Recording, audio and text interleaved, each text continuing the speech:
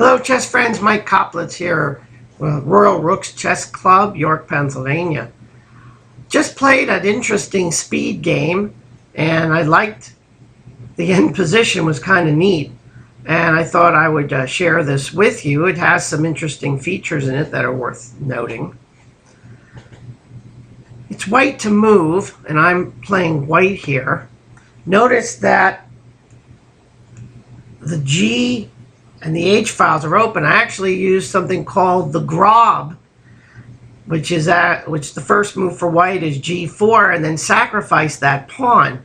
And in usual play, I think on speed chess, the Grob is kind of intriguing. Black did castle king side. I went queen side, and these files end up open. But then he allowed me to open up this diagonal.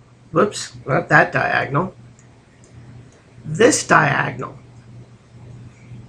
Now, in other videos I have said you have to be real careful when your king and your queen are on the same color diagonal and your opponent still has that bishop. So there is a concern of the bishop moving here in this direction. Of course, I'm not real worried because I've got my bishop, which is all part of the fun. But be that as it may, black had just moved his queen to this square. Whoop, I'm going to back it up one. Had just moved to this particular square. You'll notice there's all kinds of activity and things going on here. My move was bishop e4. And at this point he decided to resign. And I don't know if he saw what was coming next. You should be able to see it pretty quickly. He can't really move his bishop in front because that just gives away a piece. But you notice I all of a sudden have a double battery down on h7. And the rook is coming down h7 at the same time. So this pawn's in big trouble. Now he decided to resign. Let's go ahead and just move his queen over and let's get his queen out of the way. Let me get to the point where I can do that. So we're just going to move the queen out of the way.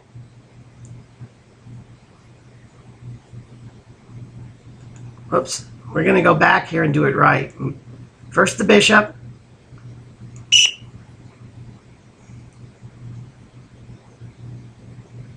Okay. All right, hold on. We're going to pause here just for a second. And I do realize for you there was no time wasted there. I just reset the board. Now the queen's going to move. I guess it doesn't like me. All right. If it wants to play that kind of game, we can play that kind of game. You get the board reloaded from the electronic chess board.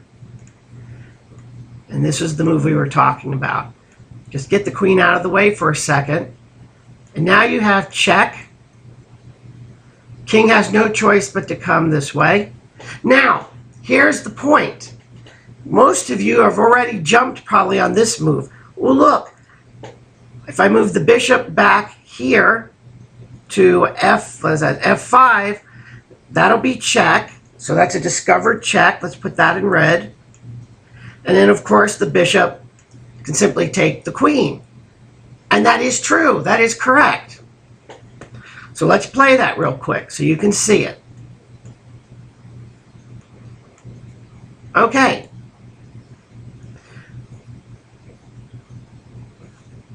Now, you should have also picked up, by the way, that I'm sort of threatening mate here in the next move. However, that will block the mate.